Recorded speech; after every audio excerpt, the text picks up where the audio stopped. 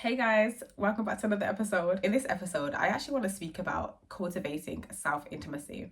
I want to speak about a little bit more what self-intimacy is, and I want to speak about maybe some of the experiences that I've had in regards to trying to create that self-intimacy and have that intimate relationship with myself. So when we think about intimacy, we automatically think about sex, right? So we think about intimacy in terms of laying down with someone, because the reality is that's part of it. But intimacy comes in so many different forms, and I think the beautiful thing about intimacy is that we can decide what intimacy looks like for us. But what's really important for me to kind of speak about is that self-intimacy and how you can kind of like create that intimacy within yourself, for yourself. I actually had to really start acknowledging self-intimacy and the ways in which I want to show up on an intimate level with myself last year.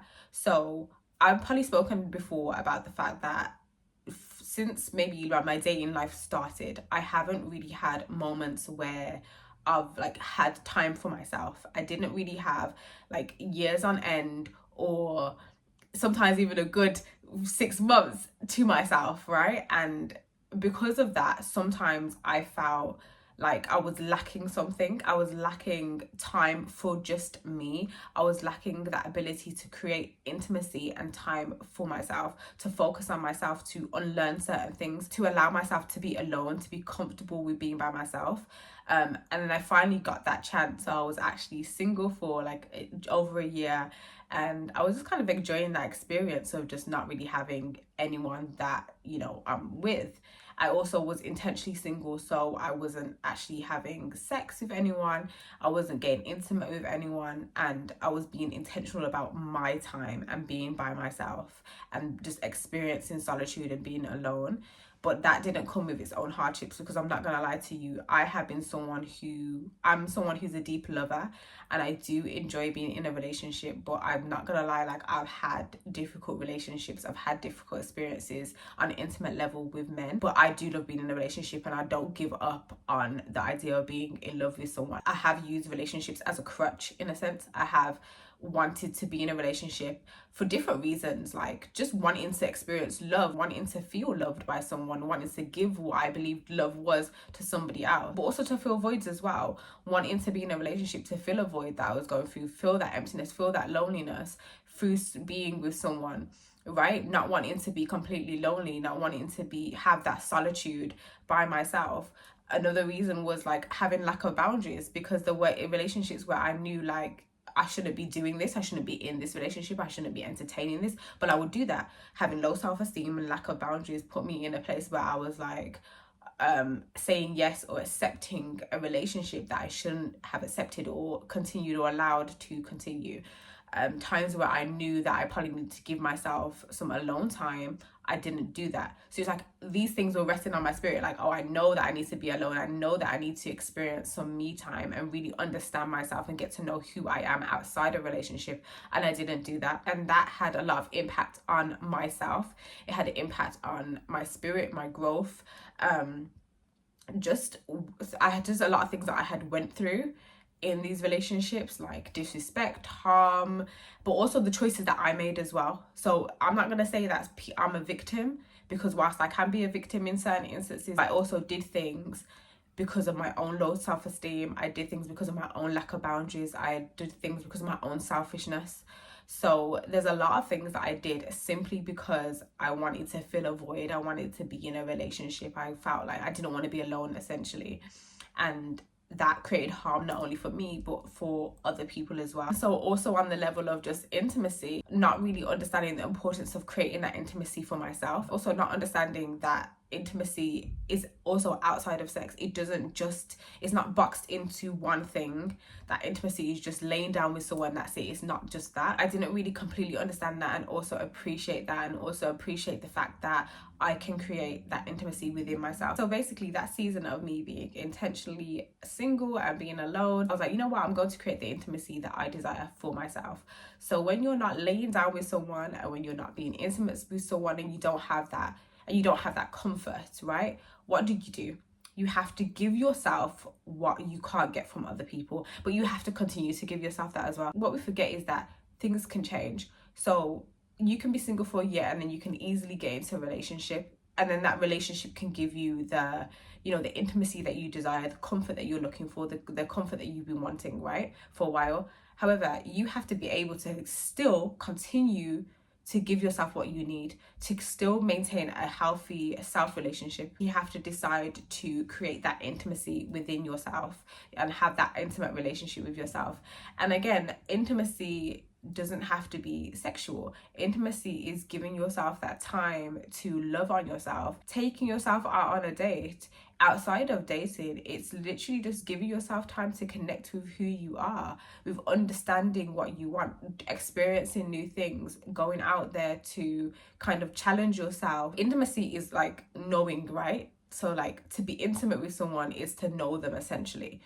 That's why the act of sex itself or making love is intimate, because it's almost as if you're laying yourself bare and you're intertwining that with someone else. Like two people are coming together to create this supposedly beautiful experience, because with intimacy comes a level of vulnerability. So that's why sex can be a vulnerable act. Sometimes when you've been intimate with someone, you might feel exposed, you might feel vulnerable, you might feel like, oh, they've just known me, they've experienced me, they know who I am, they know who I am on an intimate level. So with self-intimacy, it's about being vulnerable with yourself. And not a lot of people can do that, because being vulnerable is difficult in so many different aspects, because with vulnerability becomes honesty. Vulnerability means being honest with yourself about how you feel. So that means if you feel alone, if you feel lonely, if you feel sad, you feel shame, you feel guilty, you feel angry, whatever the emotion, or even you feel happy, right? Because sometimes people can't also admit to themselves that they feel happy. It's crazy because sometimes you can't even allow yourself to be vulnerable enough to say that you're happy about something or you're happy with what you're experiencing in life. So that's what I'm trying to say, is that to have that intimate relationship with yourself is to be honest with yourself, to be honest with yourself in every season of your life, to be honest with how you're feeling, to be honest with what you're going through, to be honest about what you want to experience from life, what you want to experience in love. And just to have that sort of relationship. And so being able to cultivate that self-intimacy means being able to have those conversations with yourself, being candid with yourself. So just like you're able to do that with other people, have these honest and difficult conversations, you have to be able to do that with yourself as well, because that enables you to have a healthy relationship with yourself and to create that intimacy with yourself. That intimacy where you're like, I know who I am, I know what I'm feeling, I know what I'm going through, I know what I want. And that's something that I had to do. So in that moment where I was essentially like feeling really lonely, and whilst I was like intentionally single and I was like, yes, I'm enjoying this, there were some times where I was being delusional and pretending as if I was okay with what I was experiencing when I wasn't. There was times where I was feeling really sad and really alone, but I didn't want to accept that. But then I actually had to say to myself, if I want to make the most out of this experience, out of this time where I'm alone, then I have to start being honest with myself. I have to start being open with myself, being intimate with myself, being vulnerable with myself. And that vulnerability and honesty allowed me to create that self-intimacy, because then I was like, okay, I don't feel too good about this situation. I don't feel happy today. I feel lonely today. I feel frustrated today. Today I feel sad. Today I feel like I don't have no one around me. And me being honest with myself enabled me to self-soothe, basically. So sometimes in these moments, we then start to think, oh, okay, let me go to the next person to get that intimacy, to kind of fill that void. And I can say that's probably what I did in the past. But the experience of being intentionally single and spending time with myself meant that I then had to learn how to self-soothe, and I had to learn how to create that intimacy. And so then what I would do in those moments instead, it was like, okay, I'm going to write a letter to myself. I'm going to tell myself the things that I love about myself. I'm going to love on myself. So when I'm feeling like I want someone to love on me, I'm like, okay, what can I do for myself to create that for myself, to love on myself, basically? What can I do to feel connected to myself? So sometimes I would give myself like massages, like, after you come out the shower, give yourself like a massage, massage your body down. That is creating intimacy in a way that you don't realize. Some days you might want affirmations. You want someone to tell you good things. You want someone to speak life into you. But then some other days you might just want that closeness, that touch, right? But then it's up to you to create that for yourself. So what can you do? After you come out of the shower, right? You can give yourself a nice massage, you can give yourself a rub down, get some essential oils, get some almond oil. So what I would do sometimes is I would get some almond oil and spend more time rubbing my body down, giving myself that touch, that sensual feeling that makes me feel connected to myself. Sometimes I would do like a womb massage and a breast massage. And when I say womb massage, I mean, like, don't mean like anything sexual. I mean massaging my womb and my lower area and feeling connected to myself and connected to my womb, because my womb is connected to me. The womb is what brings life into the world, honey. It just felt so good to feel connected to myself. So when I felt like, okay, I'm missing that physical connection, that physical touch, I'm doing things to, again, create that intimacy within my life and have that healthy relationship, and then continuing that. So we always have to start by thinking, what are we doing for ourselves first? Because it's all good and well wanting to experience something with someone else. Absolutely, we're human. It's human nature to want, companionship and to want like intimate experiences with other people, but we have, the starting point will always and should always be ourselves and with ourselves. So if we can create that intimacy within ourselves, if we can give us what we feel like we're missing, if we can self-soothe in times where we're feeling low or emotionally low, or we're feeling lonely or sad, or we're just having a hard time, then that means that we're creating that healthy relationship with ourselves. We're creating that self-intimacy that is going to carry us through our life. That means that when you get into a relationship, you can still be able to provide yourself with what you need to feel like a whole person, to feel like you can still maintain that intimacy with yourself, with or without someone else being there. And then it also allows you to connect with someone else on an intimate level and in a different way, because you know how to give that to yourself. So like I said, being intimate with someone can also mean, communicating them with on a vulnerable level, being honest and open with them, telling them your deepest fears, your insecurities, your worries, things that you had dealt with in the past. And that's what also creates that level of intimacy.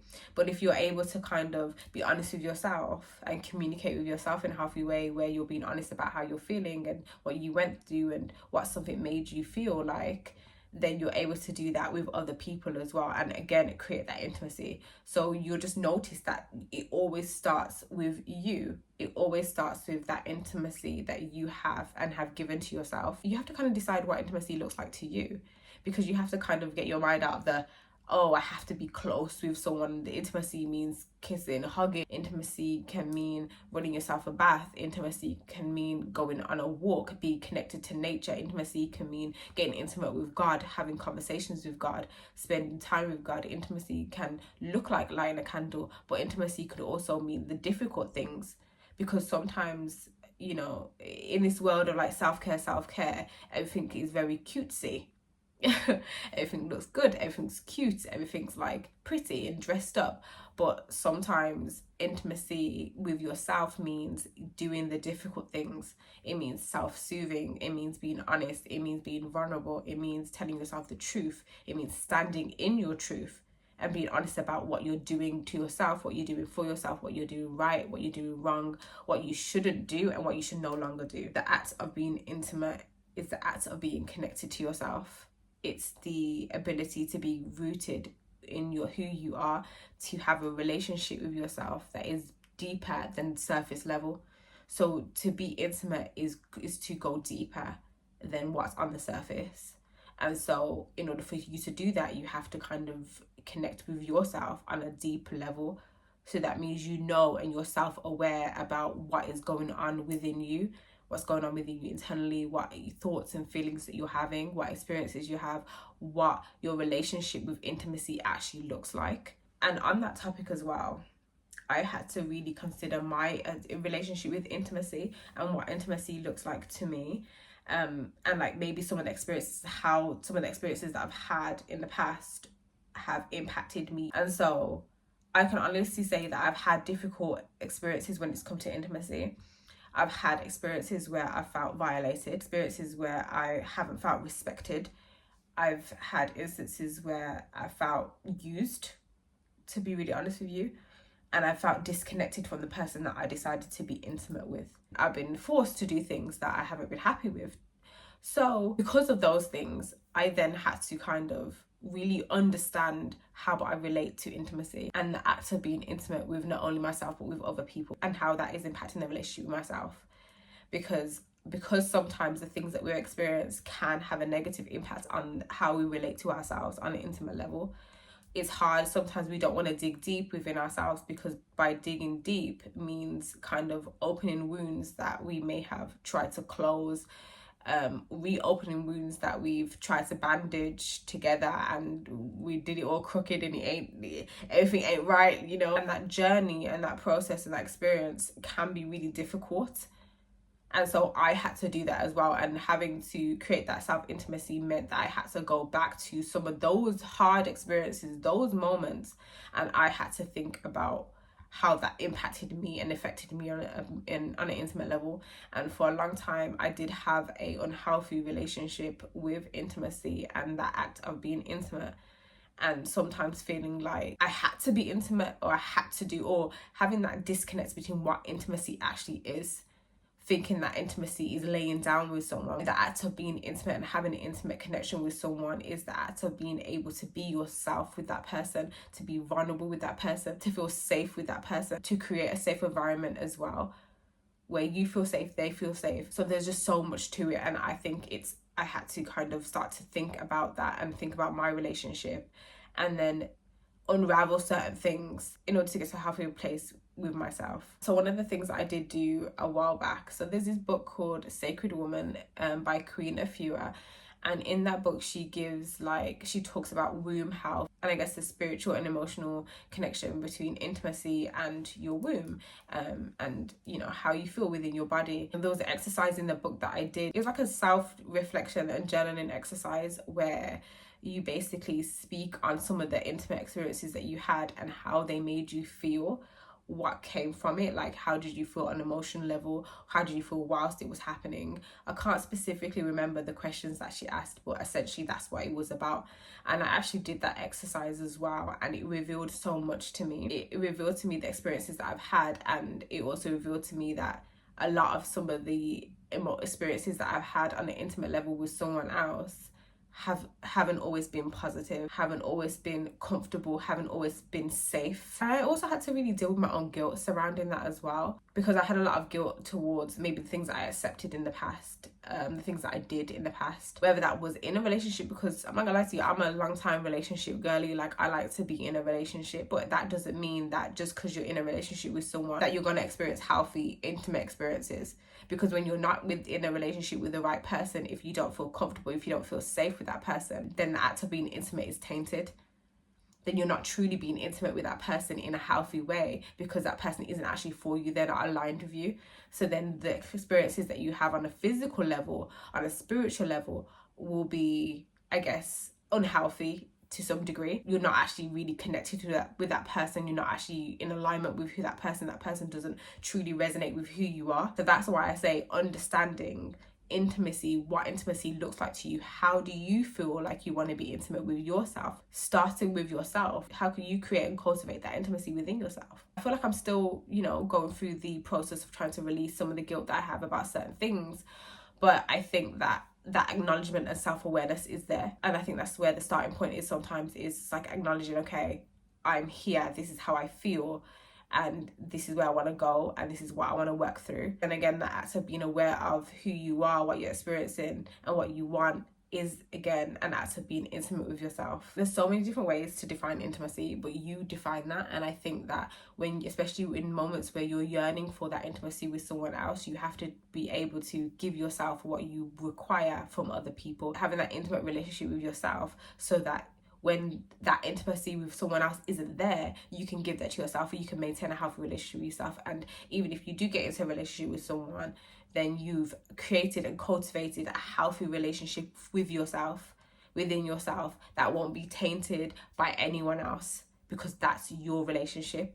And the more intimate we are with ourselves, the better, the easier it is for us to know who we are. It's easier for us to set boundaries. It's easier for us to say no or to say yes. It's easier for us to be honest, to be open, to communicate in healthy ways, and to express to someone what we require, what we desire, what we need, and what our boundaries are, essentially. So being intimate with yourself is being honest with yourself, is knowing yourself, and being deeply connected to who you are. So we can't stay on the surface level. We can't stay there, because in order for us to have a meaningful experience, surface level will only get you so far. But that's my 2 pence piece on self-intimacy.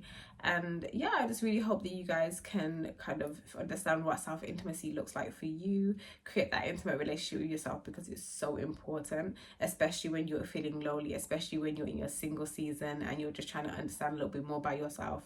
Just give yourself that time to be intimate with yourself.